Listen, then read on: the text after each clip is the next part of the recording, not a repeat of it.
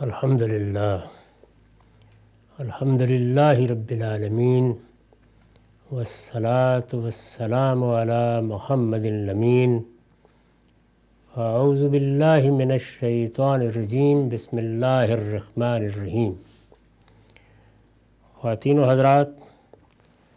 ہم سورہ توبہ کا آیت 52 سے مطالعہ کر رہے ہیں۔ میں عرض کر چکا ہوں کہ سورہ کے آخر تک اب منافقین کا معاملہ زیر بحث ہے۔ یہ بات بھی یاد کر لیجئے کہ یہ سورہ جزا و سزا کی سورہ ہے۔ اس میں قیامت میں کیا ہونے والا ہے، دنیا میں جو کچھ رسول اللہ کی بعثت کے بعد ہوا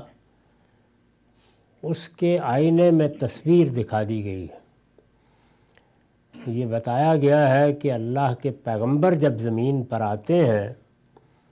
تو جو قیامت صغریٰ برپا ہوتی ہے، ایک چھوٹی قیامت برپا ہو جاتی ہے، اس میں فیصلے کس طرح ہوئے۔ یہ سورہ ان فیصلوں کی تفصیل کر رہی ہے۔ منافقین کے ساتھ کیا معاملہ کیا گیا۔ پہلے یاد ہوگا کہ منکرین کے دونوں گروہ زیر بحث آئے، بتایا گیا کہ ان کے خلاف اب کیا اقدام ہوگا اور اللہ نے اسی دنیا میں انہیں کیا سزا دینے کا فیصلہ کیا ہے۔ منافقین کے بارے میں یہ وضاحت ہو چکی کہ تبوک کا سفر ایک ابتلا تھا، ایک امتحان تھا، اور اس سے مقصد یہی تھا کہ یہ بالکل نمایاں ہو کر سامنے آ جائیں۔ ایمان کی طرف آنا چاہتے ہیں تو کھل کر آئیں، اور کفر کی طرف جانا چاہتے ہیں تو کھل کر جائیں، تاکہ جزا و سزا کے اس مرحلے میں ایک واضح فیصلہ ان کے بارے میں بھی ہو جائے۔ یہ بات اللہ تعالیٰ نے واضح کر دی تھی کہ وہ اپنے علم کی بنیاد پر اس دنیا میں کوئی فیصلہ نہیں سناتے۔ چنانچہ یہاں جو کچھ بھی ہونا ہے اس کو ظاہر میں نمایاں ہونا چاہیے، ظاہر میں اقرار یا انکار میں تبدیل ہونا چاہیے۔ یہ سب باتیں بہت وضاحت سے بیان ہو چکی ہیں۔ اب ایمان والوں سے یہ کہا گیا ہے کہ ان کو پہچاننے کی کوشش کرو۔ ان کا باطن یہ ہے، انہوں نے اس طرح بہانے بنائے، اس طرح کے عذرات تراشے، پیغمبر صلی اللہ علیہ وسلم کے سامنے آ کر بچ نکلنے کی یہ راہیں تلاش کیں، اور یہاں تک چلے گئے کہ تقوی کا لباس پہن کر بھی کوشش کی کہ پیغمبر کو اور ایمان والوں کو دھوکہ دیں۔ اب یہ بتایا جا رہا ہے کہ ان کی یہ خواہش ہوتی ہے کہ جو معرکہ بھی درپیش ہو اور جو مصیبت بھی آئے، مسلمان لازماً اس کا شکار ہو جائے۔ مسلمانوں کو خطاب کر کے یہ کہا گیا ہے کہ ان کو صاف صاف بتا دو کہ ہمارا ایمان تو یہ ہے کہ ہمیں وہی چیز پہنچے گی جو اللہ نے ہمارے لیے لکھ رکھی، یعنی جو مصیبت، جو تکلیف اس ابتلا کے لیے آنی ہے وہ اللہ کے ہاں پہلے سے نوشتے میں طے ہے، اور اللہ کے قانون کے مطابق آئے گی۔ اسے اگر اٹھایا جائے گا تو اسی قانون کے مطابق اٹھایا جائے گا۔ اس لیے ہمارا تو مولا، ملجا، ماوا، پناہ گاہ اللہ ہے۔ اور پھر آخری بات یہ کہی تھی کہ وَعَلَى اللَّهِ فَلْيَتَوَكَّلِ الْمُؤْمِنُونَ، ایمان والوں کو اللہ ہی پر بھروسہ کرنا چاہیے۔ اس کے بعد اب آیت 52 میں ارشاد ہوا، قُلْ هَلْ تَرَبَّصُونَ بِنَا إِلَّا إِحْدَى الْحُسْنَيَيْنِ، ان سے کہہ دو کہ تم ہمارے معاملے میں جس چیز کے منتظر ہو وہ اس کے سوا کیا ہے کہ دو بھلائیوں میں سے ایک بھلائی ہے۔ یعنی ان منافقوں کو یہ بتاؤ کہ تم جو خواہش بھی ہمارے بارے میں رکھتے ہو یا جس نتیجے کے بھی منتظر ہو کہ یہ یا یہ نکلے، اس کی دونوں صورتیں ہمارے لیے بنائی ہیں۔ وہ دونوں صورتیں کیا ہیں، اس پر میں نے حاشیہ لکھا ہے، یعنی جس سفر کے لیے نکل رہے ہیں اس میں کامیابی یا ناکامی۔ تبوک کے جس سفر پر رسول اللہ صلی اللہ علیہ وسلم نکل رہے تھے، وہ ایک مشکل، انتہائی مشکل مہم تھی، بلکہ آپ کی زندگی میں جو مہمات پیش آئیں ان میں مشکل ترین مہم تھی۔ رومیوں سے واسطہ پڑنے والا تھا۔ یہاں جو کچھ بھی جنگیں ہوئیں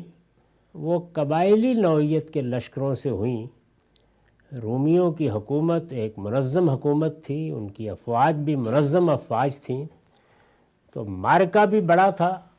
اور اگر اس میں خدا نخواستہ مسلمانوں کو شکست ہو جاتی تو اس کے اثرات بھی بڑے غیر معمولی ہوتے۔ اور سفر بھی میں عرض کر چکا ہوں کہ بڑا سخت سفر تھا، صحراؤں سے گزر کے جانا تھا، بہت لمبا سفر لوگوں کو ایک لشکر کے ساتھ طے کرنا تھا۔ اس میں رسد کا سامان کیا ہوگا، پانی پینے ہی کے مسائل کہاں کہاں پیدا ہو جائیں گے، ان مشکلات کے ساتھ سخت گرمی،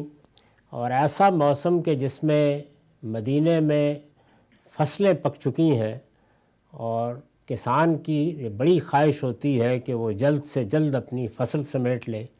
تو ایک بڑا ابتلا، بڑا امتحان تھا جو پیش آ گیا۔ اس میں یہ خیال کرتے تھے کہ چلیے یہ تو کامیابی کی امید میں جا رہے ہیں، لیکن کیا بعید ہے کہ وہاں مارے ہی جائیں یا ناکام ہو کے واپس آئیں۔ تو منافقین کی خواہش تو دوسری ہی ہو سکتی تھی۔ تو اللہ تعالیٰ نے فرمایا صحابہ سے، رسول اللہ صلی اللہ علیہ وسلم کے ساتھیوں سے، کہ آپ ان کو یہ جواب دیں کہ ہم جس سفر کے لیے نکل رہے ہیں اس میں دو ہی امکانات تم فرض کرتے ہو نا ہمارے بارے میں۔ ایک یہ ہے کہ ہم جا رہے ہیں، جس طرح پہلے اللہ نے ہمیں کامیابیاں دی ہیں ہم کامیاب ہو کے آ جائیں، دوسرے یہ کہ ناکامی ہو جائے۔ تو دونوں ہی صورتوں میں ہمارے لیے بھلائی ہے، یعنی جس سفر کے لیے نکل رہے ہیں اس میں کامیابی یا ناکامی، یہ دو ہی صورتیں ہیں جن کی تم ہمارے معاملے میں اس وقت توقع کر رہے ہو، یہ دونوں ہمارے لیے بھلائی ہیں۔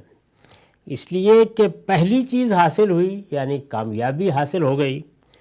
تو اپنے پروردگار کا شکر ادا کریں گے، جس کے بعد ازدیاد نعمت کی توقع ہے۔ یعنی اگر اللہ تعالیٰ نے ہمیں کامیاب واپس کیا تو ہمارے ساتھ اللہ کا وعدہ یہ ہے کہ لئن شکرتم لازیدنکم، تم اگر اللہ تعالیٰ کامیابی دیتا ہے، نعمت دیتا ہے، اس پر شکر ادا کرتے ہو تو اللہ نعمتوں میں اور اضافہ کرتا ہے، اللہ اور کامیابیاں عطا فرماتا ہے۔ تو اس میں تو کوئی دو رائے نہیں ہو سکتی کہ ہمارے لیے یہ بڑی نعمت کی بات ہے، بڑی بھلائی کی بات ہے، یعنی کامیابی بھی ملے گی، اس کامیابی پر ہم اللہ کا شکر ادا کریں گے، اس شکر گزاری کے نتیجے میں اللہ کی اور نعمتیں ملیں گی۔ اور دوسری چیز سے دوچار ہوئے، یعنی ناکامی ہو گئی،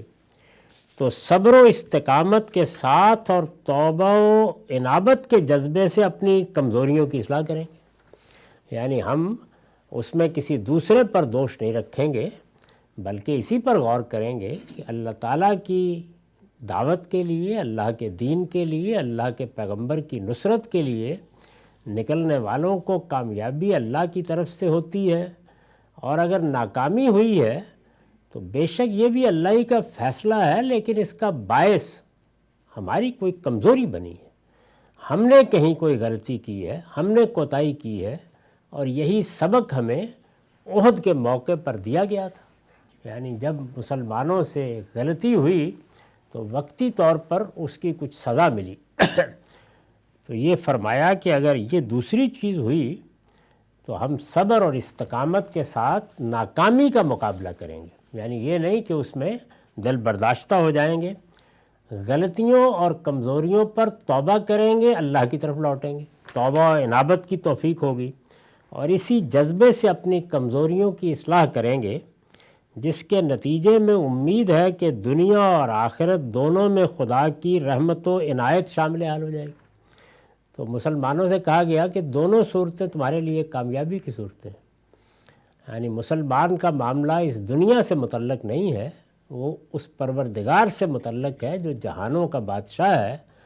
تو دونوں صورتوں میں یعنی اپنی ناکامی کے بعد اپنی کمزوری پر غور کرنا،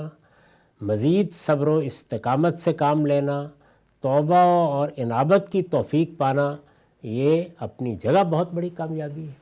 تو اس لیے ہمارے لیے تو تم کامیابی کی دعا کر رہے ہوگے یا ناکامی کی، بھلائی بھلائی ہے۔ تو فرمایا کہ ان سے کہو، کل حل تربصون بنا الا احد الحسنین، ان سے کہہ دو کہ تم ہمارے معاملے میں جس چیز کے منتظر ہو وہ اس کے سوا کیا ہے کہ دو بھلائیوں میں سے ایک بھلائی ہے۔ یعنی مان لیا تھوڑی دیر کے لیے کہ ہم کامیابی چاہتے ہیں، وہ تو بھلائی ہے ہی، اور تم ناکامی چاہتے ہو تو ہمارے لیے تو وہ بھی بھلائی ہے، اس کے اندر بھی ہمارے لیے بہت خیر چھپا ہوا ہے۔ اب فرمایا کہ یہ تو تمہارا معاملہ ہے ہمارے متعلق، اب ذرا ہمارا معاملہ کیا ہے تمہارے متعلق وہ بھی سن لو۔ وَنَحْنُ نَتَرَبَّصُ بِكُم مَّن يُصِيبَكُمُ اللَّهُ بِعَذَابٍ مِّنْ عِندِهِ أَوْ بِأَيْدِينَا، لیکن ہم تمہارے معاملے میں جس چیز کے منتظر ہیں وہ یہ ہے کہ اللہ تعالیٰ اب پیغمبر کی طرف سے اتمام حجت کے بعد تمہاری منافقت اگر نمایاں ہو گئی تو اپنے ہاں سے عذاب بھیجے گا اپنے قانون کے مطابق، یا ہمارے ہاتھوں سے، دونوں میں سے ایک چیز ہونی۔ میں یہ عرض کر چکا ہوں کہ جب اللہ کے رسولوں کی طرف سے حجت تمام ہو جاتی ہے، آخری فیصلے کا وقت آتا ہے، تو پھر اسی دنیا میں ان کے منکرین کو سزا دی جاتی ہے۔ اس سزا کے بیان ہی سے یہ سورہ شروع ہوئی ہے۔ یہ خدا کے قہر و انتقام کے ظہور کی سورہ ہے۔ یہ واحد سورہ ہے جس پر اللہ تعالیٰ نے بسم اللہ الرحمن الرحیم نہیں لکھوائی، نہیں نازل کی، اس لیے کہ قرآن مجید کی باقی سب صورتوں میں رحمت کا، عنایت کا، شفقت کا پیغام دیا گیا ہے، اور اس میں خدا کا قہر ظاہر ہوا ہے ان منکرین کے خلاف، آخری عذاب کی سورہ ہے۔ تو اس وجہ سے یہ بتا دیا گیا کہ اب تمہارے لیے تو دو ہی چیزیں، یعنی عذاب ہی آنا ہے، سزا ہی ملنی ہے تمہیں، تمہارے لیے کوئی بھلائی کی اب گنجائش باقی نہیں رہ گئی، اور اگر یہی ہونا ہے تو بس دونوں میں سے ایک صورت ہو جانی ہے، یعنی یا اللہ تعالیٰ آسمان سے عذاب بھیجیں گے،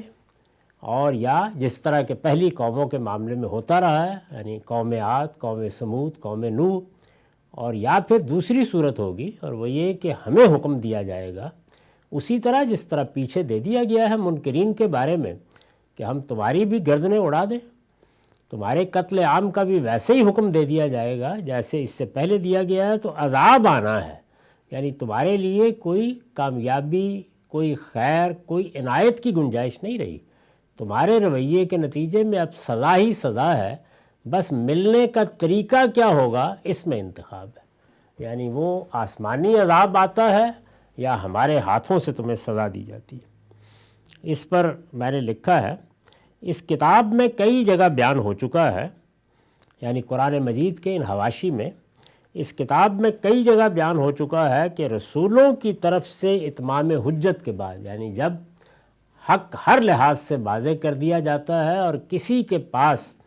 اللہ کے نزدیک کوئی عذر باقی نہیں رہتا، تو اس کو اتمام حجت کہا جاتا ہے۔ اس کتاب میں کئی جگہ بیان ہو چکا ہے کہ رسولوں کی طرف سے اتمام حجت کے بعد خدا کا عذاب بالعموم انہی دو صورتوں میں آتا ہے۔ تمام پیغمبروں کے بارے میں یہی بات معلوم ہوتی ہے کہ دو ہی صورتوں میں اللہ کا عذاب آتا ہے منکرین پر۔ یہاں منافقین کو بتایا گیا ہے کیونکہ منکرین کا انجام پیچھے بیان ہو چکا ہے۔ رسول کے ساتھی تعداد میں کم ہوں اور انہیں کوئی دارالہجرت بھی میسر نہ ہو سکے، 2 4 10 لوگ ہیں ایمان لائے ہیں، جیسے قوم صالح کا معاملہ تھا، قوم لوط کا معاملہ تھا، تو بس پیغمبر سے کہا جاتا ہے کہ آپ اس بستی کو چھوڑ دیں، اب اس کے بعد ہمارے فرشتے آ کے اس کو الٹ دیں گے۔ تو کوئی دارالہجرت بھی میسر نہیں، جیسے کہ رسول اللہ کے ساتھیوں کو یثرب میں میسر آ گیا، وہاں اقتدار حاصل ہو گیا، اور ساتھی بھی زیادہ تعداد میں نہیں ہے، تو پھر کیا ہوتا ہے، تو ابر و باد کے لشکر منکرین کو تباہ کر دیتے ہیں، یعنی پھر وہ ہوتا ہے جس کی تصویریں قرآن مجید کی مختلف صورتوں میں آپ سادہ ترجمہ بھی پڑھیے تو سامنے آ جائیں گی. کہیں قوم عاد، کہیں قوم شعیب، کہیں قوم صالح، سب زیر بحث آ رہی ہوں گی کہ ان کے ساتھ کیا ہوا. وہ معتدب تعداد میں ہوں، یعنی رسول کے ساتھی اچھی بڑی تعداد، جیسے کہ رسول اللہ پر ایمان لانے والوں کی تعداد کافی تھی. وہ مکے سے نکلے، بعد میں بھی لوگ ایمان لا کے پہنچتے رہے، گرد و پیش کی بستیوں میں بھی لوگ ایمان لے آئے. پھر ان کو ایک مستقر بھی میسر آ گیا، ایک ایسا شہر جس میں ان کی قبائلی طرز ہی کی صحیح ایک حکومت قائم ہو گئی. یہ ساری چیزیں چونکہ ہو چکی تھیں تو دوسری چیز کو اختیار کیا گیا، وہ معتدب تعداد میں ہوں اور کسی سرزمین میں ان کے لیے آزادی اور تمکن کے ساتھ رہنے بسنے کا سامان بھی ہو جائے، جیسے کہ رسول اللہ کے ساتھیوں کے لیے یثرب میں ہو گیا. تو ان کی تلواریں بے نیام ہوتی ہیں اور منکرین حق کا استحصال کر دیتی ہیں. یعنی اس صورت میں اللہ کے عذاب کا قانون یہ ہے کہ وہ پھر فرشتوں کے ذریعے سے عذاب نازل نہیں کرتے، فرشتے خاموشی سے مدد کرتے ہیں، عذاب پھر انسانوں کے ذریعے سے نازل ہوتا ہے. تو یہ یہاں دونوں چیزیں خود قرآن مجید نے 2 لفظوں میں بیان کر دی ہیں کہ ہم تمہارے معاملے میں اب اسی چیز کے منتظر ہیں کہ عذاب آئے گا، وہ تو آنا ہے، طے شدہ ہے، یا آسمان سے آئے گا یا ہمارے ہاتھوں سے. بس انتظار اس کا ہے کہ تم کس طرف کھڑے ہوتے ہو، منکرین کی طرف یا ایمان والوں کی طرف. تو فرمایا فَتَرَبَّصُوا إِنَّا مَعَكُمْ مُتَرَبِّصُونَ، تم بھی ہمارے لیے انتظار کر رہے ہو، ہم بھی تمہارے لیے انتظار کر رہے ہیں، سو انتظار کرو، ہم بھی تمہارے ساتھ انتظار کرنے والوں میں. قُلْ أَنفِقُوا طَوْعًا أَوْ كَرْهًا لَن يُتَقَبَّلَ مِنكُمْ، یہ مسلمانوں کی جماعت میں شامل تھے اور اپنے آپ کو مسلمان ہی کی حیثیت سے پیش کرتے تھے. مسجد میں نمازیں پڑھنے کے لیے بھی آ جاتے تھے. کیسے آتے تھے اس کی تصویر آگے آ جائے گی. اسی طرح سے صورتحال چونکہ ایسی تھی کہ اس میں بار بار یہ اپیل کرنا پڑتی تھی کہ اللہ کی راہ میں خرچ کرو، یعنی دونوں پہلوؤں سے. اس پہلو سے کہ جہاں تہاں سے مہاجرین آ رہے تھے. میں عرض کر چکا ہوں کہ رسول اللہ صلی اللہ علیہ وسلم نے اگرچہ جو مہاجرین آ رہے تھے ان کے لیے یہ بندوبست کرنے کی صحیح فرمائی کہ انصار میں سے ایک ایک گھرانے کو اپنا بھائی بنا لے، لیکن اس میں سب لوگ ایڈجسٹ نہیں ہو سکے. سب لوگوں کے لیے مواخات کا یہ طریقہ اختیار کرنا ممکن نہیں ہوا. چنانچہ مسجد نبوی میں ایک مہاجرین کا کیمپ لگا دیا گیا تھا جس کو صفہ کہتے ہیں. اس میں یہ لوگ رہتے تھے اور آہستہ آہستہ پھر کسی ایک کے لیے کوئی راستہ نکل آیا، کسی نے کوئی تجارت شروع کر دی، اس میں کامیابی ہو گئی، کسی کو کہیں کوئی مزدوری مل گئی اور وہ اپنا گھر چلانے کے قابل ہو گیا. تو اس طرح اس مہاجر کیمپ سے لوگ آہستہ آہستہ اپنے آپ کو کہیں متمکن کر رہے تھے. یہ صورتحال تھی جس میں بار بار اپیل کرنا پڑتی تھی کہ لوگ ان لوگوں کی مدد کریں. چنانچہ یہ اصحاب صفہ کی مدد کی اپیل سورہ بقرہ کے آخر میں ان الفاظ میں نقل ہوئی ہے کہ یہ وہ فقراء ہیں، للفقراء الذین احصروا فی سبیل اللہ، جو اللہ کی راہ میں یہاں گر گئے ہیں، تو ان کی مدد کرو. بار بار مدد کی اپیل کرنا پڑتی تھی. اسی طرح مختلف جنگیں پیش ہو جاتی تھیں، بدر، احد، احزاب. ان میں بھی لوگوں کی ضرورت ہوتی تھی کہ ان کو کوئی گھوڑا فراہم کرے، کوئی سواری فراہم کرے، کوئی تلوار فراہم کرے، کوئی زرہ فراہم کرے. تو یہ چیزیں بھی خریدنا پڑتی تھیں اور جنگوں کا بار تو اس وقت کی حکومتیں برداشت نہیں کر سکتیں، تو آسان نہیں تھا. بار بار اللہ کی راہ میں انفاق کی اپیل کی جاتی تھی، جیسے کہ قرآن مجید میں ہے. یہاں تک کہ قرآن نے یہ تک اپیل کر دی کہ وہ لوگ کہ جو اس وقت اللہ کے پیغمبر کی مدد کے لیے، خواہ وہ ان جنگوں میں ہو یا دین کے کسی کام میں ہو، مدد کریں گے، وہ اللہ کو قرض دیں گے اور اللہ اس قرض کو واپس کرے گا. یعنی جس طرح کرے گا وہ ظاہر ہے کہ آسمان کا پروردگار ہے۔ تو اس طرح کی صورتحال میں بار بار انفاق، اللہ کی راہ میں خرچ کرنے کے لیے کہا جاتا تھا۔ تو یہ بھی ظاہر ہے کہ مسلمانوں کی جماعت میں تھے تو کچھ نہ کچھ دیتے تھے، مارے باندھے۔ اب اس کو لیا ہے، اپنے نفاق کو چھپانے کے لیے یہ کچھ نہ کچھ خرچ کرنے کے لیے بھی تیار ہو جاتے ہیں۔ یعنی یہ گویا وہ مفہوم ہے جو یہاں مقدر ہے، اس پر اب بات کی ہے۔ ان سے کہہ دو اپنے مال تم خوشی سے خرچ کرو یا ناخوشی سے، یعنی تمہارے اندر کی حالت سے ہم واقف ہیں، جانتے ہیں کہ تم منافقت کے ساتھ جو کچھ کر رہے ہو، تم نے جو حجاب اوڑھے ہوئے ہیں اور جو نقاب پہنے ہوئے ہیں اور جو لبادے تم پر ہیں، ان سب سے ہم واقف ہیں۔ ان سے کہہ دو تم اپنے مال خوشی سے خرچ کرو یا ناخوشی سے، وہ تم سے ہرگز قبول نہیں کیے جائے، یعنی ان کی ہمیں ضرورت ہی نہیں اس طرح کے مال کی۔ ان سے کہہ دو تم اپنے مال خوشی سے خرچ کرو یا ناخوشی سے، وہ تم سے ہرگز قبول نہ کیے جائیں گے۔ کیوں؟ انکم کنتم قوما فاسقین، اس لیے کہ تم بدعہد لوگ ہو، اور اس سیرت و کردار کے ساتھ جو لوگ مال اللہ کی راہ میں دیں، ہمیں اس کی کوئی ضرورت نہیں ہے۔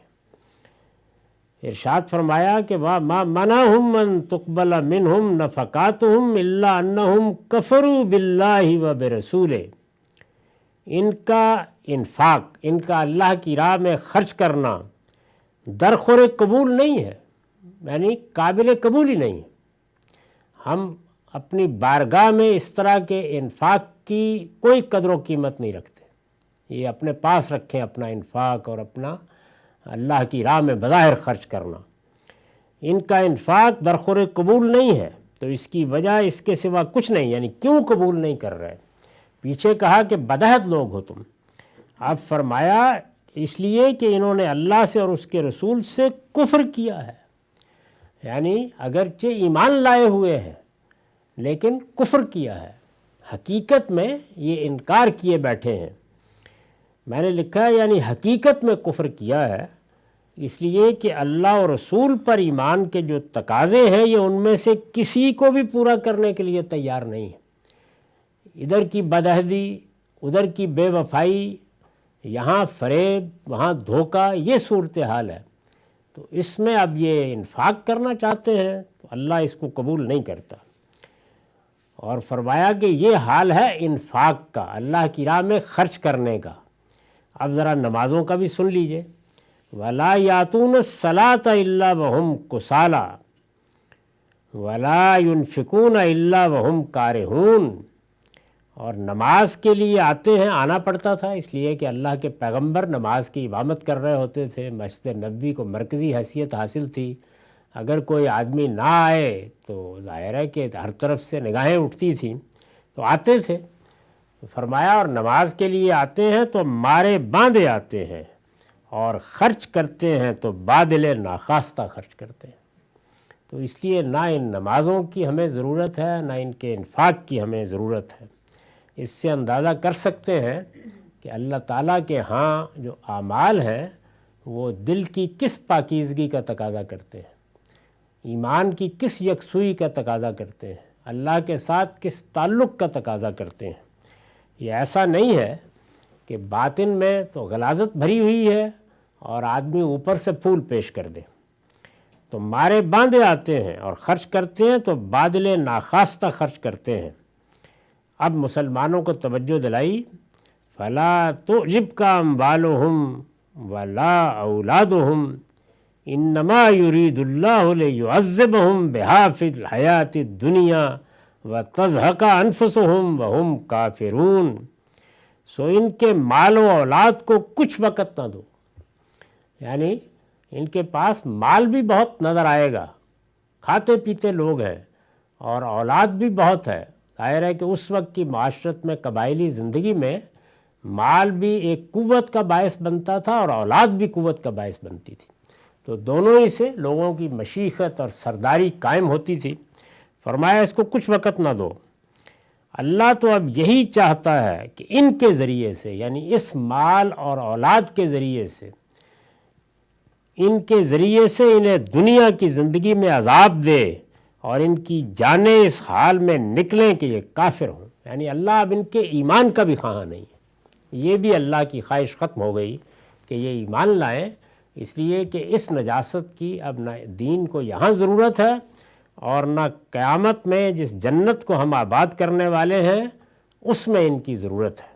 اب یہی ہے. ظاہر ہے کہ یہ بڑا ہی سخت انجام ہے جو منافقت کا یہاں بیان ہوا ہے. اس پر میں نے لکھا، یہ جو کہا ہے نا کہ سو ان کے مال و اولاد کو کچھ وقت نہ دو، یعنی اس بنا پر ان سے دین کی کسی سچی خدمت کی توقع نہ کرو. اندر نفاق ہے، بدعہدی ہے، اس کی بنیاد پر اگر یہ کچھ مال خرچ کرتے ہیں یا مسجد میں چلے آتے ہیں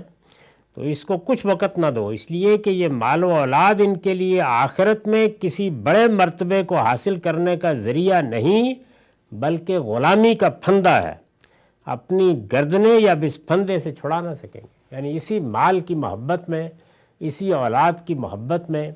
اور اسی کے بلبوتے پر اور اسی کے غرے میں یہ اس منافقت کو اختیار کیے ہوئے ہیں. یہ جس چیز پر بہت نازاں ہیں وہی ان کے گردن کا پھندہ بنتی چلی جائے گی اور تم دیکھو گے کہ یہ اسی حالت میں دنیا سے رخصت ہوں گے. یہ جو آخر میں یہ کہا کہ اللہ اب یہی چاہتا ہے،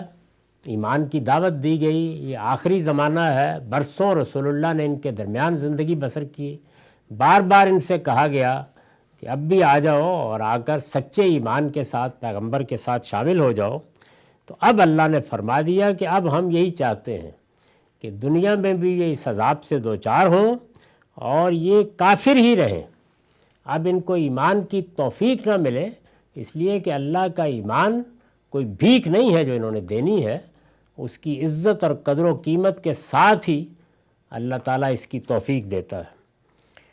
اللہ کا یہ چاہنا اس سنت کے مطابق ہے. یعنی یہ کیوں فرمایا؟ اللہ کا یہ چاہنا اس سنت کے مطابق ہے جو اس نے لوگوں کی ہدایت اور گمراہی کے لیے مقرر کر رکھی ہے. اس کی وضاحت ہم پیچھے ایک سے زیادہ مقامات میں کر چکے ہیں. اس کتاب میں ایک سے زیادہ مقامات پر میں نے واضح کیا ہے کہ اللہ تعالیٰ کے ہاں ہدایت اور ضلالت یعنی ہدایت اور گمراہی اس کے لیے ایک قانون مقرر ہے. یہ ایسے نہیں مل جاتی. گمراہی کے لیے بھی ایک قانون ہے اور ہدایت کے لیے بھی قانون ہے. تو یہ جو آخری مرحلہ ہے کہ اب اللہ بھی نہیں چاہتا کہ یہ ہدایت پائیں، یہ اس قانون کے مطابق آتا ہے. جب بار بار اللہ تعالیٰ سے روگردانی ہوتی ہے، بار بار بے وفائی ہوتی ہے، بار بار بدعہدی ہوتی ہے، بار بار سازشوں کا انسان نشانہ بنتا ہے، بار بار اپنے ضمیر کے خلاف فیصلے کرتا ہے، تو ایک وقت ایسا آ جاتا ہے کہ پھر اللہ تعالیٰ کہتے ہیں کہ ہم دلوں پر مہر لگا دیتے ہیں. یعنی اب ہمیں دنیا میں تمہیں اپنے قانون کے مطابق اگر زندہ بھی رکھنا ہے 2-4 سال تو اس دوران میں ہم اس توفیق سے محروم کر دیں گے کہ تم ایمان لاؤ. اسی کو یہاں بیان کیا ہے کہ اب تو ان کے بارے میں اللہ کی چاہت یہ ہے، اللہ یہ چاہتا ہے کہ ان کی جانیں اس حالت میں نکلیں کہ یہ کافر ہو. یعنی ان کا ایمان اب بے معنی ہو چکا ہوا ہے. ارشاد فرمایا کہ وَيَحْلِفُونَ بِاللَّهِ إِنَّهُمْ لَمِنْكُمْ. یعنی جب ظاہر ہے کہ یہ آیتیں اترتی تھیں، اس طرح سے پردہ چاک کیا جاتا تھا، نام تو نہیں لیا جاتا تھا کسی کا، اس لیے کہ اللہ تعالیٰ نے یہ بتا دیا ہے سورہ آل عمران میں کہ نہیں، ہم اپنے علم کی بنیاد پر کچھ نہیں بتائیں گے. یہ ابتلا کی دنیا ہے، علم کی بنیاد پر جو کچھ سامنے آنا ہے وہ آخرت میں آئے گا. یہاں تو ہم امتحان برپا کرتے ہیں، ابتلا سے گزارتے ہیں، اس سے ہر چیز واضح ہو جاتی ہے. تو اللہ تعالیٰ بتائیں گے تو نہیں، لیکن یہ جو تبصرے ہیں یہ بڑے سخت ہیں. یہ جب ان کے سامنے پڑھے جاتے تھے اور یہ صورتیں یا اس مضمون کی آیات سامنے آتی تھیں تو انسان کے اگر دل میں برائی ہو تو وہ پھر کوشش کرتا ہے کہ پردہ پڑا رہے. تو آگے اس کی تصویر کھینچی ہے، کہا وَيَحْلِفُونَ بِاللَّهِ إِنَّهُمْ لَمِنْكُمْ. یہ خدا کی قسمیں کھا کھا کر اطمینان دلاتے ہیں. جب یہ آیتیں پڑھی جاتی ہیں تو آ جاتے ہیں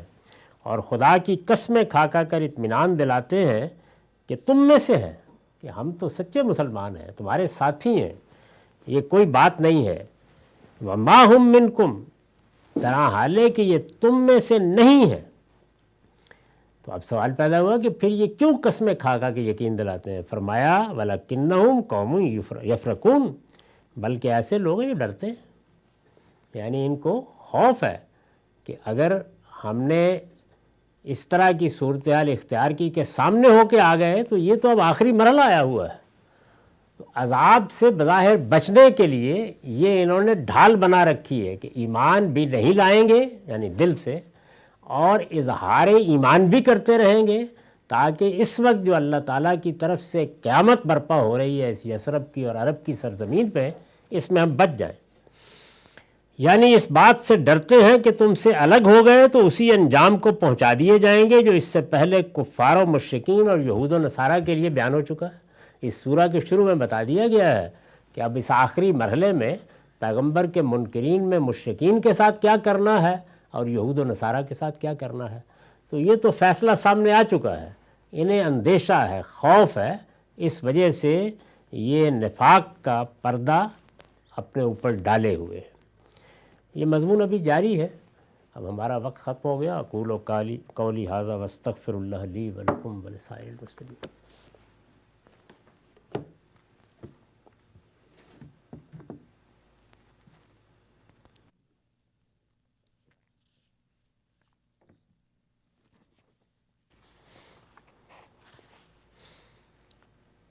بسم اللہ الرحمن الرحیم۔ عن ابی بردہ عن ابی قال رسول اللہ صلی اللہ علیہ وسلم ان هذه الامہ امۃ مرحومہ عذابها بأیدیها اذا کان یوم القیامہ دفع الى کل رجل منہم رجل من اہل الذمہ او من اہل الشرک فیقال ھذا فداؤک من النار۔ یہ روایت مسند عبد سے لی گئی ہے، رقم ہے 545۔ ابو بردہ اپنے والد عبداللہ بن قیس رضی اللہ عنہ سے بیان کرتے ہیں کہ رسول اللہ صلی اللہ علیہ وسلم نے فرمایا، یہ امت جس میں میری بعثت ہوئی، یعنی کون؟ بنی اسماعیل اور اسی طرح سے عرب کے یہود و نصارہ جن میں رسول اللہ کو بھیجا گیا۔ یہ امت کا لفظ ہمارے ہاں تو اب اس امت کے لیے استعمال ہوتا ہے، لیکن عربی زبان میں یہ ہر گروہ کے لیے استعمال ہو جاتا ہے۔ تو یہاں رسول اللہ صلی اللہ علیہ وسلم نے اس کو اپنے زمانے کے بنی اسماعیل اور یہود و نصارہ کے لیے استعمال کیا ہے، جن پر رسول اللہ صلی اللہ علیہ وسلم نے براہ راست اتمام حجت کیا۔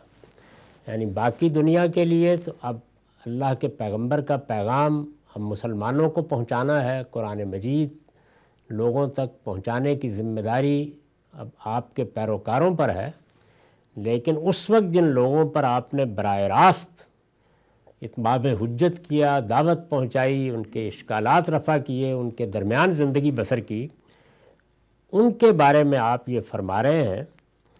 کہ یہ امت جس پہ میری بعثت ہوئی وہ امت ہے کہ اس پر بڑی رحمت ہوئی۔ یعنی اللہ تعالیٰ نے اس سے پہلے بھی رسول بھیجے،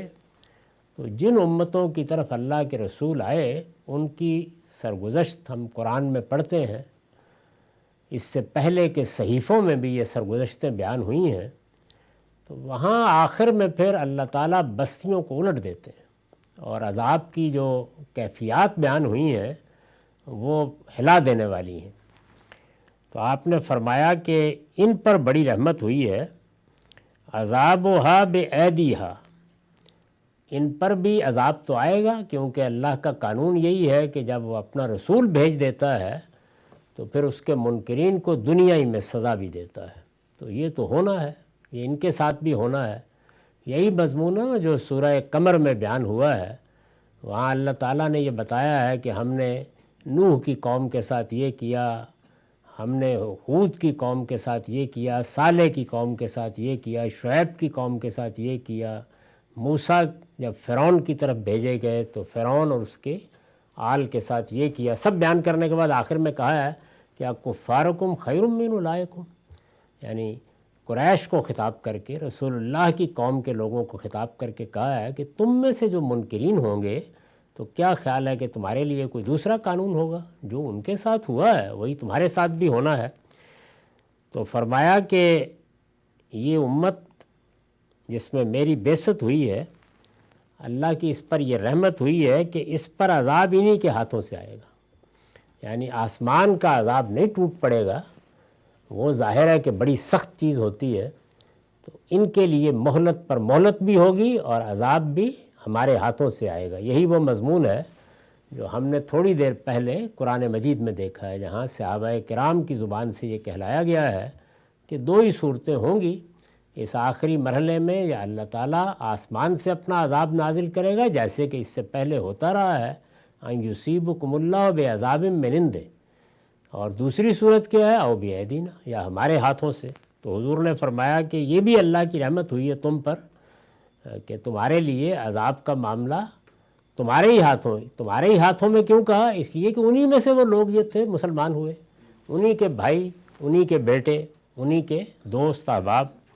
تو ارشاد فرمایا کہ انہی کے ہاتھوں سے آئے گا۔ اذا کان یوم القیامہ، اب یہ بڑی دلچسپ چیز ہے جو اس حدیث میں بیان ہوئی ہے کہ اذا کان یوم القیامہ، پھر جب قیامت کا دن ہوگا تو وہاں بھی اللہ کیا کریں گے، دفع الی کل رجل منہم رجل من اہل ذمہ او من اہل شرک، پھر جب قیامت کا دن ہوگا تو وہاں بھی ان میں سے اہل ذمہ کو بھی کھڑا کر لیا جائے گا۔ اہل ذمہ کون ہے؟ یہود و نصارہ، یعنی ان کے لیے اللہ تعالیٰ نے جو سزا مقرر کی ہے، جو ہم پڑھ چکے ہیں سورہ توبہ میں، وہ اور ہے، اور مشرکین کے لیے اور۔ تو فرمایا کہ وہاں بھی ان کے اہل ذمہ یا اہل شرک، یعنی خواہ وہ مشرکین ہیں یا یہود و نصارہ ہیں، جو اس وقت جزیرہ نما عرب میں ہیں، ان کے بارے میں حضور بیان فرما رہے ہیں، تو ان میں سے ہر شخص کو انہی میں سے کسی کے حوالے کر دیا جائے گا۔ اللہ تعالیٰ فرمائیں گے کہ دنیا میں بھی یہ ہوا تھا کہ ہم نے ان کو تمہارے حوالے کر دیا تھا کہ ان کے جرائم کی سزا دو، یہاں بھی اب یہ تمہارے ہی حوالے ہیں، یعنی اب ان کا معاملہ بھی صحابہ کے حوالے کر دیا جائے گا۔ فَيُقَالُ هَذَا فِدَاؤُكَ مِنَ النَّارِ، اور کہا جائے گا یہ جہنم سے تمہارا فدیہ ہے۔ کیوں؟ اس لیے کہ ہم اس سورہ توبہ میں پڑھ چکے ہیں کہ اللہ تعالیٰ نے یہ فرمایا ہے کہ اس وقت پیغمبر کا ساتھ دینے کے نتیجے میں ذمہ داری تم پر ڈالی جا رہی ہے کہ تم اب عذاب کا ذریعہ بنو گے، اس سے انکار کر دو گے کسی کمزوری کی وجہ سے، تو جو عذاب ان پر آنا ہے تم پر آ جائے گا۔ تو فرمایا کہ یہ جہنم سے تمہارا فدیہ ہے، یعنی وہاں پر بھی گویا ان کے خلاف اقدام سے تم بچے تھے، یہاں پر بھی یہی صورتحال ہوگی۔ تو یہ بتا دیا کہ اللہ تعالیٰ نے یہ جو غیر معمولی معاملہ کیا رسول اللہ صلی اللہ علیہ وسلم کے زمانے کے لوگوں کے ساتھ، وہ قرآن میں کس طرح سے بیان ہوا ہے اور حدیثوں میں کس طریقے سے بیان کیا گیا ہے۔ اس کی روشنی میں آگے بھی کچھ روایات آئیں گی جن سے وہ تصویر بالکل واضح ہو جائے گی کہ کیا معاملہ ہوا۔ یہ جس قانون پر مبنی ہے، میں بار بار توجہ دلاتا ہوں کہ وہ اتمام حجت کا قانون ہے، اور اس قانون کے مطابق جو معاملات اللہ تعالیٰ کرتے ہیں ان کو اس کی جگہ پر ان کے لحاظ سے سمجھنا ضروری ہے۔ اگر وہ وہاں سمجھ لیے جائیں تو پھر تو کوئی مسئلہ نہیں پیدا ہوتا، لیکن جس طرح ہمارے ہاں بعض گروہوں نے ان کو عام کر لیا اور اپنی ذات کے ساتھ یا اپنے گروہوں اور جماعتوں کے ساتھ متعلق کیا ہے، تو اس کا نتیجہ پھر یہ ہے کہ بڑا فساد پیدا ہو گیا ہے۔ تو قرآن مجید کے فہم کے لیے یہ بڑی شاہ کلید ہے، تاکہ معلوم رہے کہ اللہ نے، اللہ کے پیغمبر نے کوئی کسر نہیں چھوڑی اس معاملے کو واضح کرنے میں، اور یہ واضح کرنا، اس کو بتانا، یہ علماء کی ذمہ داری ہے۔ اگر اس قانون کا صحیح ادراک نہ ہو تو پھر دنیا میں مسلمانوں کے ذریعے سے وہ فسادات پیدا ہو جاتے ہیں جو ہم داعش کی صورت میں اور بعض دوسری تنظیموں کی صورت میں اس وقت دیکھ رہے ہیں، یا مستقبل میں بھی نہیں کہا جا سکتا کہ کیا کیا لوگ وجود میں آ جائیں اور لوگوں کے لیے کیا فتنے پیدا کر دیں۔ تو یہ ضروری ہے کہ اس پورے قانون کو بہت تفصیل سے سمجھ لیا جائے، اس کے نتائج، عواقب، یہ کیا قانون ہے، کس طرح کا معاملہ ہے، یہ کیسے روبہ عمل ہوا، اس کے لیے قرآن کیا کہتا ہے، حدیثیں کیا کہتی ہیں۔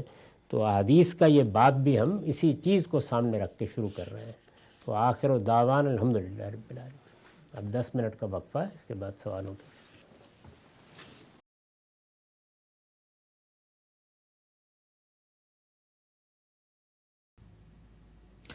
بسم اللہ الرحمن الرحیم. السلام علیکم. غامدی صاحب کے ساتھ ہفتہ وار سوال و جواب کی براہ راست نشست کو لے کر ڈیلس امریکہ غامدی سینٹر سے حاضر خدمت ہیں. آغاز کرتے ہیں. غام صاحب بہت شکریہ آپ کے وقت کا. غام صاحب جس جگہ سے ہم آج آپ سے گفتگو کر رہے ہیں اور ہمیشہ ہم کلام رہتے ہیں، Ghamidi centre for Islamic learning, 2 سال پہلے اس ادارے کی بنیاد رکھی گئی اور اس کے اہداف و مقاصد پہ وقتاً فوقتاً ہم بات کرتے رہتے ہیں. ایک چیز جو یہاں پر آنے والے لوگوں کو بہت متاثر کر رہی ہے، وہ سوال بھی پوچھ رہے ہیں اور تھوڑا سا تردد اور حیرت بھی ہے، وہ یہ کہ ہمارے ناظرین بھی انشاءاللہ دیکھ سکیں گے، یہاں پر ایک جو مرکزی دیوار ہے ہمارے سینٹر کی، جو بنیادی ہال ہے، وہاں پر ہم نے علماء کی تصویریں چسپاں کی ہیں اور اس میں آغاز ہوتا ہے شبلی نعمانی سے، علامہ اقبال، سید سلیمان ندوی، مولانا ابوالکلام آزاد، یہاں تک کہ مولانا مودودی علیہ رحمہ بھی، مولانا امین حسن اصلاحی، مولانا حمید فرائی اور مولانا وحید الدین خان تک.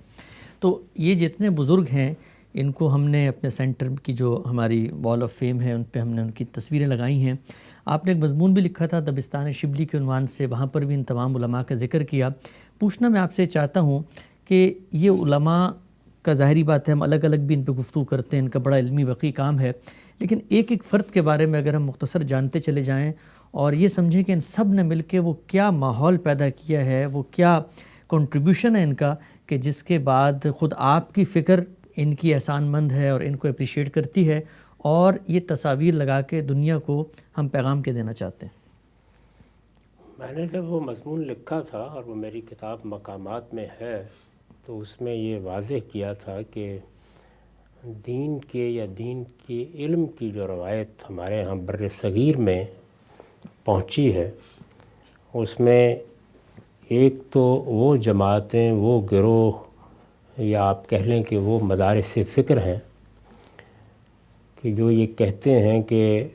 ہمارا دین محمد الرسول اللہ صلی اللہ علیہ وسلم کے ذریعے سے آیا، اس کے بعد اس کے فہم کی ایک روایت قائم ہوئی، وہ روایت پائے تکمیل کو پہنچ چکی ہے، الا یہ کہ کوئی نیا مسئلہ پیش آ جائے جس میں کسی اطلاق کی ضرورت ہو،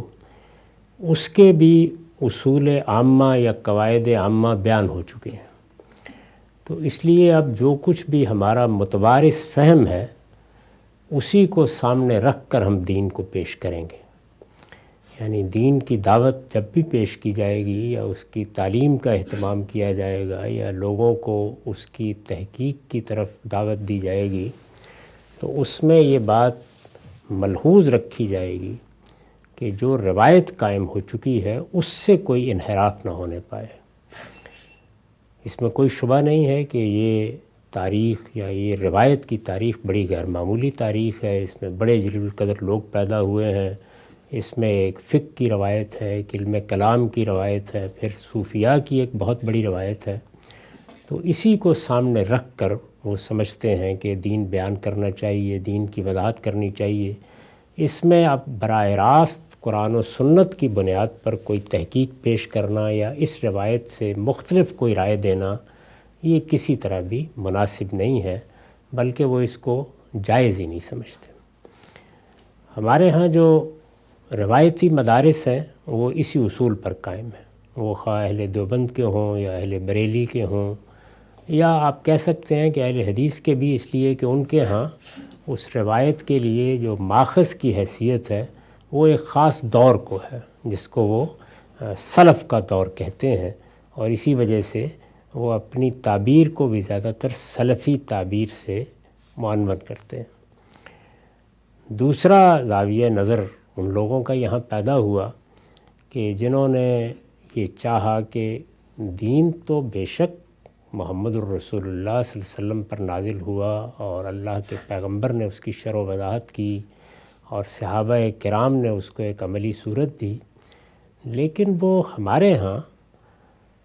اب بھی اپنے اصل ماخذ کے ساتھ منتقل ہوا ہے. یعنی اللہ کی کتاب قرآن مجید جس طرح نازل ہوئی تھی اسی طرح ہمارے پاس ہے. اس کتاب کو ہم لفظ لفظ آج بھی اسی طرح پڑھتے ہیں. اس کتاب کی زبان ایک زندہ زبان ہے، اس زبان کا پورا علم نسلاً بعد نسلاً منتقل ہوا ہے، اور نہ صرف یہ کہ منتقل ہوا ہے بلکہ اس کے بڑے بڑے جلیل القدر اہل علم پیدا ہوتے رہے ہیں۔ اسی طرح سے سنت رسالت مآب صلی اللہ علیہ وسلم نے دین کی حیثیت سے جاری فرمائی، وہ مسلمانوں کے اجماع اور تواتر سے آگے منتقل ہو رہی ہے۔ یہی صورتحال روایات کے ذخیرے کی ہے۔ روایات لوگوں نے بیان کی، حضور کے بعد ان کو لوگوں تک پہنچایا، وہ بھی کتابوں کی صورت میں مرتب ہو چکی ہیں، ان کی مراجعت ہو سکتی ہے، ان کی تنقیح ہو سکتی ہے، یہ دیکھا جا سکتا ہے کہ ان میں کیا چیز قابل قبول ہے، کیا قابل قبول نہیں ہے۔ تو اس میں تو کوئی شبہ نہیں کہ جو دین کے علم کی روایت ہے اس کی مراجعت کرنی چاہیے، اس کو عزت کی نگاہ سے دیکھنا چاہیے، لیکن وہ ایسی فیصلہ کن چیز نہیں ہے کہ ہم اصل ماخذ کو ہر حال میں اسی دائرے میں رکھیں، بلکہ ہمیں دین سمجھنے میں، دین کی طرف مراجعت کرنے میں بار بار اصل ماخذ ہی کی طرف جانا چاہیے، اللہ کی کتاب کو دیکھنا چاہیے، بار بار دیکھنا چاہیے۔ اگر کسی چیز میں کوئی تردد ہو تو اس کتاب ہی میں غوطہ زن ہونا چاہیے، اگر کسی روایت کے بارے میں کوئی بات ہے تو دوبارہ ایک نظر ڈالنی چاہیے، اس کی تحقیق کرنی چاہیے، تنقیح کرنی چاہیے۔ اسی طرح جو سنت ہم تک منتقل ہوئی ہے اس کی بھی تعیین کے بارے میں اگر ادنا درجے میں کوئی بحث پیدا ہو جائے تو جو اصل ہے اس کو سامنے رکھ کے اس پہ غور کرنا چاہیے۔ تو یہ ایک زاویہ نظر تھا جو اس زاویہ نظر سے جو ہمارا روایتی مذہبی فکر پیش کر رہا تھا ذرا مختلف ہے۔ ایسا نہیں ہے کہ یہ بالکل آخری صورت میں پہلے دن ہی سامنے آ گیا ہے، ایک ابتدا ہوئی، اور اس ابتدا میں جس شخصیت کا کردار بہت غیر معمولی ہے، مثلا آپ الکلام، علم الکلام کو دیکھیے، آپ سیرت النبی کا جو مقدمہ لکھا ہے شبلی نے اس کو دیکھیے، تو ایک تنقیح اور تحقیق اور نقد و نظر کی روایت ہے کہ جس میں ایسا تو نہیں کہ پہلے دن ہر چیز کو الگ کر دیا گیا ہے اور بالکل متعین طریقے سے ایک شارح سامنے آ گئی ہے، لیکن ابتدا ہوئی ہے، اور بر صغیر میں اس کا صحرا شبلی نعمانی کی سر ہے۔ تو اس لیے میں نے اس دبستان کو دبستان شبلی کا نام دیا۔ 1914 میں وہ دنیا سے رخصت ہوئے اور یہ پیغام دے کر رخصت ہوئے کہ ہمیں اتنا قدیم ہونا ہے کہ ہم پیچھے ہی جاتے جائیں یہاں تک کہ اس عہد میں رہیں جس میں اللہ کے پیغمبر نے قرآن پیش کیا تھا، اور ہمیں اتنا جدید ہونا ہے کہ اپنے زمانے کو پکڑ کر دیکھیں اور جانیں کہ اس کی صحیح بصیرت کیا ہے اور اس میں ہمیں اپنا دین کس طرح بیان کرنا ہے۔ اس کے بعد پھر یہ آپ دیکھتے ہیں کہ باقی جتنے لوگ بھی ہیں وہ اصل میں اسی چراغ سے روشنی حاصل کرتے رہے۔ سید سلیمان ندوی تو ان کے براہ راست شاگرد ہیں۔ آپ بانگ درا میں اقبال کی نظمیں پڑھیے یا بعض اور مقامات پر انہیں شبلی کے بارے میں یا دوسرے لوگوں کے بارے میں جو کچھ لکھا ہے، اور جو ایک روشنی پیدا ہوئی تھی اس کے جو آثار خود ان کے کلام میں نظر آئے ہیں۔ مولانا ابوالکلام آزاد تو خیر ان کے قریبی احباب میں سے ہیں، اور ان کی بھی تحریریں آپ دیکھ سکتے ہیں۔ مولانا سید ابواللہ صاحب مودودی نے بھی اس روایت سے کسب فیض کیا ہے۔ ان کا ابوالکلام آزاد کے ساتھ جو کچھ ذہنی یا فکری تعلق رہا اور جس طرح کی انہوں نے ایک جماعت قائم کرنے کی صحیح کی۔ مولانا امین حسن اصلاحی، ان کا تعلق تو اس خان وادے سے ہے، یعنی وہی لوگ ہیں، اسی علاقے کے وہ رہنے والے ہیں، اور یہ معلوم ہے کہ وہی دارالمصنفین اور وہی مدرسۃ الاصلاح، یہ سب کے سب اسی خاندان کے قائم کیے ہوئے ہیں۔ امام فراہی، ان کا تو خاندانی تعلق بھی ہے ان کے ساتھ۔ مولانا وحید الدین خان اسی مدرسے کے پڑھے ہوئے ہیں، مولانا امین حسن اصلاحی کے شاگرد ہیں۔ تو اصل میں یہ اسی آسمان کی کہکشاں ہے۔ تو اس وجہ سے ہم یہ کہتے ہیں کہ یہ سب لوگ حقیقت میں اس تبدیلی یا اس انقلاب کے بانی ہیں، یا اس میں ان کا غیر معمولی کنٹریبیوشن ہے جو اس وقت ہم مذہبی فکر کی ریکنسٹرکشن کے باب میں کسی حد تک دیکھ رہے ہیں۔ تو یہ پس منظر ہے جس میں ان بزرگوں کا ذکر ہوتا ہے۔ ٹھیک ہے، ہم سب یہ بیان فرمائیے گا شبلی کے بارے میں آپ نے بتایا، یہ تمام صاحبان علم ظاہری بات انہوں نے ایک بھرپور علمی اور عملی زندگی بھی گزاری، اور پیسیوں کی تعداد میں ان کی تصانیف ہیں۔ سارے احباب جب دنیا میں آئے تو ان کا اپنا ایک سماجی حرکیات تھیں، پس منظر تھا، استخلاص وطن کی تحریکیں بھی اٹھ رہی ہیں، انگریز بھی یہاں پر ہیں، استعمار، ہر آدمی کچھ نہ کچھ کنٹریبیوٹ کر رہا ہے اور مختلف موضوعات پہ لکھ بھی رہا ہے۔ میں ٹو دا پوائنٹ آپ سے پوچھنا چاہتا ہوں، شاید ایک عام آدمی کی اس میں ایجوکیشن ہو، ہر بندہ اپنی ذات میں ایک موضوع ہے، لیکن ایک جو بنیادی نقطہ ہوتا ہے ہر شخصیت کی اٹھان کا اور اس کا وہ کنٹریبیوشن کہ جو وہ دے کر دنیا سے رخصت ہوا، اور کرتے کرتے کرتے وہ پہاڑ وہاں تک پہنچا کہ مذہبی فکر کی ریکنسٹرکشن اصول سے اطلاعات تک واضح ہوئی۔ شبلی کے بارے میں آپ مجھے بتائیے سب سے پہلے مختصراً کہ ان کا بہت بڑا دینی کام ہے، نصوص پہ بھی کام کیا ہے انہوں نے، تاریخ پہ بھی، وہ ایک نقطہ کیا ہے جس کو آپ کہیں گے کہ بنیادی کنٹریبیوشن ہے کہ ایک آدمی نے ایک چیزوں کو دیکھنے کا زاویہ نظر علم کے میدان میں دیا؟ باقی شخصیات پہ بھی آتا ہوں میں۔ میرے نزدیک تو اس میں الگ الگ دیکھنے کی بھی کوئی ضرورت نہیں، ان سب کے ہاں وہ ایک ہی مشترک چیز ہے، وہ ہے نقد و نظر کی روایت کو زندہ کرنا۔ اچھا، یعنی وہی چیز ہے کہ جو سررشتے کی حیثیت رکھتی ہے۔ جس وقت آپ یہ فضا پیدا کر دیتے ہیں کہ آپ ایک دائرے سے باہر سوچ نہیں سکتے، غور نہیں کر سکتے، نکل نہیں سکتے، اس دائرے کو آپ نے طون و کرہن قبول کرنا ہے، تو ظاہر ہے کہ نقد و نظر کا آپ گلا گھونٹ دیتے ہیں۔ وہ ہے نا، گلا تو گھونٹ دیا اہل مدرسہ نے تیرا، کہاں سے آئے صدا لا الہ الا اللہ۔ تو یہ حریت فکر، یہ نقد و نظر کی روایت ہے جو آپ کو ان سب بزرگوں کے کام میں نظر آتی ہے۔ آپ شبلی کی تاریخ پڑھ لیجئے، ان کی سیرت النبی پڑھ لیجئے، ان کے مقالات دیکھ لیجئے، اسی طرح سے انہوں نے جو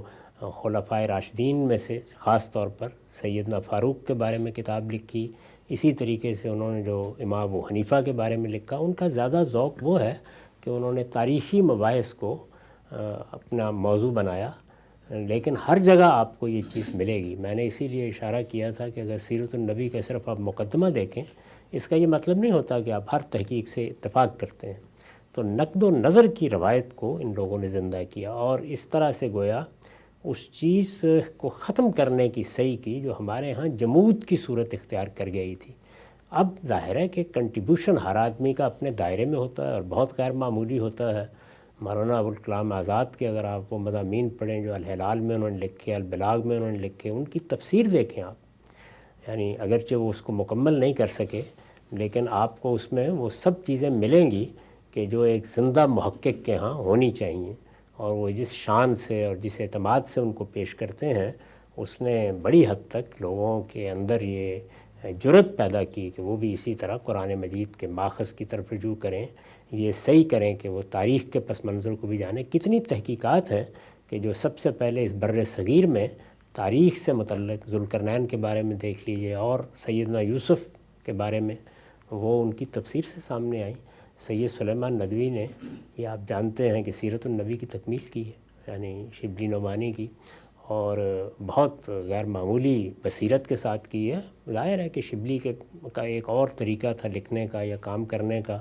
اس میں زیادہ تر پورے دین کا بیان ہو گیا، لیکن یہ اپنی جگہ پر ایک بڑا کنٹریبیوشن ہے کہ وہ صرف سیرت النبی نہیں رہی، بلکہ رسول اللہ جو پیغام لے کر آئے ہیں، جو آپ کی دعوت ہے، آپ اس پورے دین کی ایک تصویر اس کے اندر دیکھ سکتے ہیں۔ میں یہ عرض کر چکا ہوں کئی مرتبہ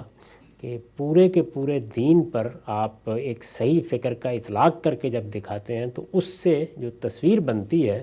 وہ تصویر ہی در حقیقت آپ کے لیے حقیقی دعوت اور حقیقی پیغام بن کر سامنے آتی ہے۔ تو یہ آپ کو سیرت النبی کی جو مجلدات انہوں نے لکھی ہیں ان میں نظر آئیں گی۔ مولانا سید ابواللہ صاحب مودودی نے بھی بڑی خدمت انجام دی ہے، یعنی انہوں نے بھی یہ کہا کہ ہم قرآن و سنت کی مراجعت کریں گے۔ وہ بہت سی تحدیدات کو قبول کرتے ہیں، مثلا عام طور پر ائمہ اربعہ کی آراء سے باہر نہیں جاتے، اسی طرح اجماعی آراء پر بھی تنقید نہیں کرتے، لیکن بہرحال نقد و نظر کی ایک روایت انہوں نے ڈال دی، اور اسی روایت کو لے کے آگے بڑھے۔ اس میں بہت سی چیزیں ہیں کہ جن سے میں آپ اختلاف کرتے ہیں، بلکہ آپ کو معلوم ہے کہ میں تو ان کی پوری دینی تعبیر ہی کے اوپر تنقید کر چکا ہوں، لیکن بہرحال یہ ایک بڑا کنٹریبیوشن تھا۔ مولانا وحید الدین خان نے بھی موجودہ دور میں، جیسے کہ میں نے ان کے بارے میں لکھا بھی ہے، ایک برزخ کا کردار ادا کیا ہے۔ یعنی انہوں نے نہ صرف یہ کہ تعبیر دین کے معاملے میں ایک بڑا کنٹریبیوشن کیا اور تعبیر کی غلطی واضح کی، وہ صرف ایک منفی کام نہیں ہے، بلکہ اس میں وہ تمام چیزیں زیر بحث آ گئیں جو دین کے صحیح تصور کو نمایاں کرتی ہیں، اور پھر اس کے بعد مسلمانوں کو جس طریقے سے رہنمائی دی اور یہ بتایا کہ دور حاضر میں وہ کیا رویے اپنے اندر پیدا کریں، دین کی دعوت کا جس طرح سے سور پھونکا انہوں نے، تو بڑا غیر معمولی کنٹریبیوشن ہے۔ لیکن میں وہی بات کروں گا کہ آپ ان کی تصنیفات پڑھیے، ان کی تحقیقات کو دیکھیے، جو کچھ بھی انہوں نے لکھا ہے اس کو سامنے رکھیے، انہوں نے جو کارنامے انجام دیے ہیں وہ سب جو اصل بات ہے جس کی وجہ سے یہ دبستان اپنی ایک نمایاں حیثیت رکھتا ہے، وہ نقد و نظر کی روایت کو زندہ کرنا ہے۔ ٹھیک، اچھا ہم سب آج کے دور میں ایک نیا نقطہ نظر یہ بھی پیدا ہوا ہے کہ آپ آگے بڑھ کے ایک فری لانسر کی حیثیت سے جدید افکار پیش کریں، اور اس کے لیے اپنی تراث، اپنے ماضی یا جو بھی آپ کے مکتبہ فکر کا علمی فکری پس منظر ہے اس تاریخی اسناد سے اس سے جڑنے کی کوئی ضرورت نہیں ہے، اور یہ ایک طریقے سے شخصیت پرستی اور آبا پرستی کی طرف لے کے جاتی ہے۔ تو آپ کو کیا لگتا ہے کہ جو بھی فکر دنیا میں آ رہی ہے، کہ اس کو اپنی اس تراث سے، اپنے ماضی سے، جہاں سے بھی جو بھی اس کا نقطہ نظر ہوتا ہے اس سے جڑ کے رہنا چاہیے، یا جدید افکار کو انفرادی سطح پر پیش کریں؟ کیونکہ کہا ہی جاتا ہے کہ جب آپ تاریخ سے کسی چیز کو جوڑتے ہیں تو اس سے تو آبا پرستی اور شخصیت پرستی پیدا ہوتی ہے۔ اس سارے مدرسہ فکر کو یا اس دبستان کو دیکھ لیں، ان میں کتنے اختلافات ہیں، کتنی چیزوں کو دیکھنے کا اپنا زاویہ نظر ہے، تو یہ آبا پرستی کیسے پیدا ہو جائے گی؟ اصل چیز یہ ہے کہ آپ یہ بتاتے ہیں کہ روایت کیسے قائم ہوئی ہے، علم اپنا کیا پس منظر رکھتا ہے، اور یہ چیز کہ آپ علم کے پس منظر سے بیگانہ ہو کر کھڑے ہو جائیں، یہ تو ایسے ہی ہے کہ جیسے آج ایک آدمی لیبارٹری میں جائے اور نئی سائنس ایجاد کرنا شروع کر دے۔ اس سے پہلے جو کچھ ہو چکا ہے پچھلی 2-3 صدیوں میں، آپ اس کو پڑھیں گے، اس کو جانیں گے، اس کے اصول کا جائزہ لیں گے، اس کے اندر اتریں گے، اس کے غوامض کو دیکھیں گے، اس کے بعد آپ اس پر کھڑے ہو کر کوئی نئی بات بھی اگر کرنا چاہیں گے تو کریں گے۔ تو ایک چیز ہے کہ آپ نے دینی نتائج فکر کی کیا روایت پیدا کی ہے، اور ایک دوسری چیز جو اس سے بالکل مختلف ہے وہ یہ ہے کہ آپ کے پیچھے علم کی کیا روایت ہے۔ تو علم کی روایت تو ایک زندہ روایت ہوتی ہے۔ وہ لوگ جو اس علم کی روایت سے اپنے آپ کو منقطع کر کے کوئی کام کرتے ہیں، وہاں تو پھر کچھ بھی باقی نہیں رہتا، ہر چیز درم برم ہو جاتی ہے۔ تو علم کی روایت میں کھڑے ہو کر آپ روایت پر بھی تنقید کرتے ہیں، اور آپ لوگوں کی اگر بڑے سے بڑے لوگ بھی ہوں اور کوئی غلطی آپ پر واضح ہو جاتی ہے تو اس کو بھی جرأت کے ساتھ بیان کرتے ہیں، اور کوئی نئی حقیقت سامنے آتی ہے تو اس کو بھی اسی جرأت کے ساتھ لوگوں کے سامنے رکھ دیتے ہیں۔ یہ چیز اس وقت پیدا ہوتی ہے جب علم کی روایت میں آپ اسی طرح کھڑے ہوں جس کو بیان کیا ہے نا ہمارے شاعر نے کہ صنوبر باغ میں آزاد بھی ہے پابگل بھی ہے۔ تو علم کی روایت میں اگر آپ کھڑے نہیں ہیں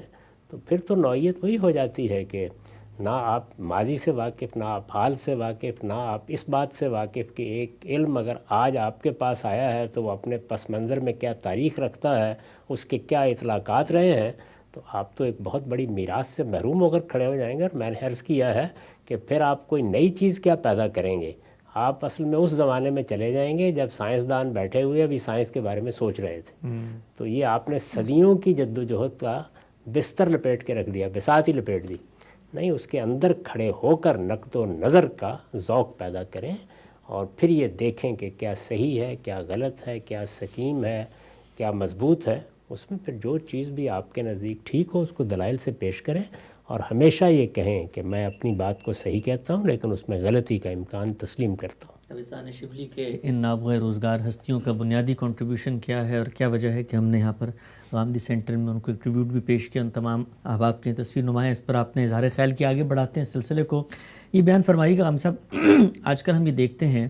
ایک بہت ہی مارکت الآراء مسئلہ ہے، اور اس بنیاد پہ مناظرے ہو رہے ہیں اور بالکل دست و گریباں باہم میں نظر آتے ہیں علماء ایک طریقے سے۔ وہ یہ ہے کہ ہمارے بعض اکابرین کی کتابوں کی ایسی عبارتیں ہیں کہ جن کے بارے میں یہ کہا جاتا ہے کہ اس کے اندر تو شرک ہے، کفر ہے، اور ایسی چیزیں ہیں جو دین اسلام کے مسلمہ عقائد سے ہٹ کر ہیں۔ ایک کتاب کا بڑا ذکر ہوتا ہے المحنت، اور کہا ہی جاتا ہے کہ اس کے اندر تو ایسی چیزیں تھیں، اور باقی علماء نے پھر ان کا رد کیا۔ میں آپ سے پوچھنا چاہتا ہوں کہ یہ جو ماضی کے علماء کی کتابوں کے اندر لکھی ہوئی عبارتیں ہیں، اور ان کے اوپر آج کے دور میں ہم بیٹھ کے جب نقد کرتے ہیں اور یہ بتاتے ہیں قرآن کی روشنی میں کہ دیکھیں یہ لوگ تو بڑے لوگ کیا باتیں کرتے تھے، اس میں صحیح رویہ کیا ہے؟ کیونکہ ہم یہ دیکھتے ہیں کہ ایک طرف کے لوگ کچھ بات کرتے ہیں، دوسرے والے ان کی باتیں نکال کے لے آتے ہیں۔ اس کی کوئی ضرورت نہیں ہوتی۔ دیکھیے یہ قصہ ماضی ہو گیا، ہر دور کے اہل علم اپنے نقطہ نظر پیش کرتے ہیں، اس میں بعض اوقات مناظرے بھی ہوتے رہے ہیں، بحث مباحثے کی نوبت بھی آتی رہی ہے۔ آپ جانتے ہیں کہ تلخیوں کی بھی ایک تاریخ ہے، وہ صرف ہمارے ہاں نہیں ہے، وہ عالم عرب میں بھی ہے، ماضی میں بھی ہے۔ اس طرح کی کتابیں، اس طرح کی تصنیفات، یہ سب آپ کو مسلمانوں کی لائبریریوں میں مل جاتی ہے۔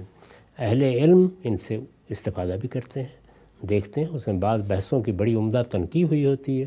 لیکن اس کو اس پہلو سے موضوع بنانے کی کوئی ضرورت نہیں ہے۔ ہر وہ آدمی جو دین کی خدمت کرنا چاہتا ہے یا علم کی خدمت کرنا چاہتا ہے، اس کو چاہیے کہ وہ جس چیز کو درست سمجھتا ہے اس کو دلیل کے ساتھ پیش کرے۔ جب آپ صحیح بات استدلال کے ساتھ لوگوں کے سامنے رکھیں گے، شائستگی سے اپنی بات کہیں گے، تو صحیح بات اپنی جگہ بنائے گی۔ اس میں آپ یہ محسوس کرتے ہیں کہ لوگوں کے ذہن پر کسی روایت کی تعویل میں، کسی عقیدے کی وضاحت میں، قرآن مجید کے کسی آیت کے فہم میں کوئی پہلے غلطی ہوئی ہے۔ تو اگر آپ ان سب چیزوں سے واقف ہیں، یہ پرانی تصنیفات، پرانے بزرگوں کا کام، تو آپ جو استدلال وہاں پہ بیان کیا گیا اس کی غلطی واضح کر دیں۔ اگر ناگزیر کسی علمی بحث میں ہو جائے کہ آپ حوالہ دیں، تو بس ناگزیر حد تک ہی دینا چاہیے۔ ان کو موضوع بنانے سے کوئی حاصل نہیں ہوتا، نہ یہ کتابیں ختم ہوں گی، نہ لوگ ان سے اظہار برات کریں گے، نہ اس طریقے سے کبھی کسی کی اصلاح ہوتی ہے۔ صحیح رویہ یہ ہے کہ صحیح بات جو آپ کے نزدیک صحیح ہے، جس کے استدلال پر آپ مطمئن ہیں، جس کو آپ اپنے ضمیر کی آمادگی کے ساتھ قبول کرنے کے لیے تیار ہیں، آپ خود بھی اسے قبول کریں، دوسروں کے سامنے بھی صحیح استدلال کے ساتھ رکھ دیں۔ ہمارے دین میں اس میں کوئی مسئلہ نہیں، اس کی وجہ یہ ہے کہ اس کی بنا لوگوں کے افکار پر نہیں ہے۔ لوگوں کے افکار اس میں اپنا کردار ادا کرتے ہیں۔ یہاں تو یہ ہے کہ یا قرآن کی آیت ہوگی، یا سنت ہوگی، یا کوئی روایت ہوگی، وہی اصل ماخذ ہے۔ صحابہ کرام کے آثار ہوں گے، تو ان چیزوں کی تعویل میں، تشریح میں، اطلاق میں کسی جگہ غلطی ہوئی ہوگی، وہ غلطی آپ واضح کریں۔ اس کے لیے نہ کسی کا حوالہ دینے کی ضرورت ہے، نہ کسی کا نام لینے کی ضرورت ہے، نہ کسی کتاب کو موضوع بنانے کی ضرورت ہے، وہ پوری بات آپ بیان کر دیں۔ ہاں البتہ یہ ہے کہ کسی موقع پر کوئی مدرسہ فکر بن گیا ہے، جیسے مثال کے طور پر ہمارے ہاں علم کلام ہے، یا جس طریقے سے تصوف ہے، علم کلام میں اشاعرہ ہیں، معتزلہ ہیں، اسی طریقے سے ماتریدیاں ہیں۔ تو اگر آپ کو کبھی اس موضوع پر علمی کام کرنا ہے تو بس اس میں بھی بہت سلیقے کے ساتھ لوگوں کا ادب ملحوظ رکھتے ہوئے ان کے افکار کا خلاصہ لوگوں کے سامنے رکھ دیجئے، یا اگر حوالے بھی دینے ہیں تو دے دیجئے تاکہ ایک تصویر سامنے آ جائے۔ لیکن اس کے مقابل میں جب آپ استدلال کریں تو اس میں ہرگز اس کی ضرورت نہیں ہے کہ لوگوں میں اشتعال پیدا کیا جائے، یا ان کو اس پر متنبع کیا جائے، یا ان کو معذرت کرنے یا یہ عبارتیں نکالنے کی دعوت دی جائے۔ بس اتنا بہت کافی ہے کہ آپ یہ بتائیے کہ اس معاملے میں دین کا موقف یہ ہے، قرآن یہ کہتا ہے، سنت میں یہ چیز قائم کی گئی ہے، روایت میں یہ بات آئی ہے، اس کی صحیح تشریح یہ ہے، اس کی صحیح تفسیر یہ ہے، اس کے دلائل یہ ہیں، اس کو شائستگی کے ساتھ پیش کر دیجیے۔ تو میرے نزدیک یہی صحیح طریقہ ہے۔ اس کے سوا جو طریقہ بھی آپ اختیار کریں گے اس میں وقتی طور پر ہو سکتا ہے لوگوں کے لیے کچھ لذت کا سامان ہو، آخر الامر اس کا نتیجہ یہی نکلے گا کہ آپ اپنے بزرگوں کے احترام میں بھی کمی پیدا کریں گے، اور آپ ان چیزوں کے ساتھ اس عصبیت کو بھی بڑھا دیں گے بجائے اس کے کہ اصلاح ہو جن کی آپ اصلاح کرنا چاہتے ہیں۔ اچھا، آپ جب اس میں استدلالی پیش کیا جاتا ہے کہ یہ اس طریقے جس طرح آپ بات کرتے ہیں، بالعموم آپ کا بھی طریقہ یہ ہے، فکر زیر بحث آتی ہے، استدلال کی وضاحت کر دی، قرآن حدیث کی روشنی میں اگر کوئی غلط آ رہا ہے تو اس کی بھی اپنی فکر بیان کر دی، لیکن اس سے عام آدمی کے اندر وہ جس کو آپ کہتے ہیں کلیئرٹی نہیں پیدا ہوتی جب تک ان کو نہ بتایا جائے کہ جن بابوں کو تم مانتے ہو انہوں نے تو اپنی کتابوں میں یہ لکھا تھا، چشتی یہ فلاں یہ فلاں یہ، تو عام آدمی تو اس وقت تک سمجھتے نہیں۔ یہ فکری علمی گفتگو تو ایک خاص انٹلیکچوئل لیول کے لوگوں کی ہوتی ہے، عوام کو ہم نے بچانا ہے اس طرح کے عقائد سے، تو وہاں تو کھل کے بیان کیا جائے گا نا۔ نہیں، اس کی کوئی ضرورت نہیں۔ میرا تجربہ اس سے بالکل مختلف ہے۔ میں نے خود ایک زمانے میں بعض تنقیدیں کی ہیں، لیکن آج میری رائے یہی ہے کہ اس کی بھی کوئی ضرورت نہیں تھی، یعنی اس کی بھی کوئی ضرورت نہیں تھی۔ آپ صحیح بات کو صحیح استدلال کے ساتھ واضح کریں، اس میں کچھ وقت زیادہ لگتا ہے اور لوگ چونکتے بھی نہیں ہیں، لیکن بتدریج وہ صحیح استدلال کو اپریشیٹ کرنا شروع کر دیتے ہیں۔ ان کی تربیت بھی ہوتی ہے، ان کے اندر شائستگی بھی رہتی ہے، اور یہ چیز اگر آپ پیدا کریں گے تو ظاہر ہے کہ اس کا نتیجہ یہ نکلتا ہے کہ لوگوں کے اندر اپنے بزرگوں کے بارے میں ایک سوء ظن پیدا ہوتا ہے۔ اب آپ نے کسی کی ایک عبارت نکال دی، کسی شخص کی کوئی ایک رائے سامنے رکھ دی جو ہو سکتا ہے بہت مرجوع ہو، جس میں بڑی غلطی ہو، جو کسی طرح بھی قابل دفاع نہ ہو، لیکن اس کے ساتھ اگر انہی بزرگوں کا آپ کام دیکھیں تو بہت غیر معمولی ہوتا ہے۔ آپ امام غزالی کو دیکھ لیں، میں کہتا ہوں شیخ اکبر ابن عربی کو دیکھ لیں، میں فتوحات کے بے شمار مقامات آپ کو دکھا سکتا ہوں جن میں بعض بڑے نازک مسائل پر بہت عمدہ کلام انہوں نے کیا ہے۔ تو ہم ان کی جن چیزوں پر تنقید کر رہے ہوتے ہیں وہ تنقید بھی اس طرح سے کرنی چاہیے کہ آپ صحیح بات کو بیان کرتے ہوئے تقابل میں رکھ کے بتا دیں کہ یہاں پر دین کا نقطہ نظر یہ ہے۔ ان لوگوں کا جو کنٹریبیوشن ہے، ہاں ظاہر ہے کہ اس پس منظر میں کھڑے ہیں، وہ ہماری میراث ہے، ہمارے غیر معمولی بزرگ ہیں، ان میں سے پیغمبر کوئی بھی نہیں تھا، ہر ایک سے کوئی نہ کوئی غلطی، بلکہ بہت سی غلطیاں ہوتی ہیں، ہم سے بھی ہوتی ہیں، ہمارے بعد میں آنے والے ان کی تصحیح کرتے رہیں گے، لیکن تصحیح کا شائستہ مہذب طریقہ وہی ہے۔ میں نے اس میں کوئی خیر نہیں دیکھا، اور میرا اپنا تجربہ بھی یہی ہے، اس کی وجہ سے میں تو ایک طویل عرصے سے اب یہی کرتا ہوں کہ کسی چیز کی تنقید کرنی ہے تو بس استدلال کو بیان کر دیتا ہوں کہ یہ صحیح استدلال ہے، اس کے مقابل میں جو بات کہی جاتی ہے اس کے دلائل یہ ہیں، ان میں یہ خامی ہے۔ اس وقت بھی آپ دیکھ لیجئے کہ میں نے بڑی تفصیلی گفتگو کی ہے ابھی حال میں جو کچھ ہماری ابتدائی تاریخ میں ہوا، لیکن اس طرح کی کسی چیز کو موضوع نہیں بنایا۔ اس پر جو کتابیں لکھی گئی ہیں ان کی غلطیوں کو بھی بیان کرنے کی کوئی ضرورت محسوس نہیں کی، کہیں اگر ذکر بھی کیا ہے تو شائستگی کے ساتھ ذکر کر کے یہ بتا دیا ہے کہ اس معاملے میں میرا زاویہ نظر یہ ہے۔ میں اسی طریقے کو صحیح سمجھتا ہوں، اسی میں خیر ہے۔ ہم سب اسلاف کی ان متنازع عبارتوں پر تنقید کا صحیح رویہ کیا ہے، یہ چیز آپ سے زیر بحث ہے۔ وقت ہمارے یہاں پہ ختم ہوتا ہے، انشاءاللہ دوبارہ حاضر خدمت ہوں گے۔ اب تک آپ کے وقت کا بہت شکریہ۔